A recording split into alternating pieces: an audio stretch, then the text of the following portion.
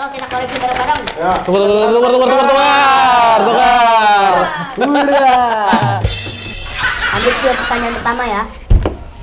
Pada tahun 1942, tentara Jepang mendarat di Indonesia dan membuat tentara Belanda bertekuk lutut. Dan banyak juga dari tentara Belanda yang lari ke Belanda. Singapura. Belanda. Singapura. salah semua.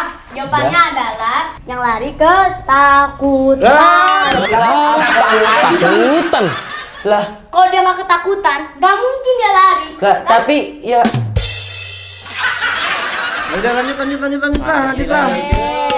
yang benar ya, Pak. Yang bener, Pak. Ahmad Dhani adalah seorang musisi yang berkulit Kuning langsat.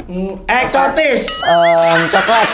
salah semua. Salah lagi, Pak. Jawabannya adalah Ahmad Dhani adalah seorang musisi yang berkulit dan berkepala. Ya iyalah, Pak. Kalau nggak ada kepala, dia gimana bisa mikir sama bikin lagu? Tuh.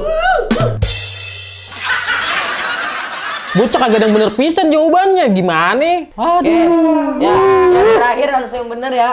Iya. Pada 17.55 terjadi Bentuk negara kerajaan. Perang. Kekuasaan di tangan raja.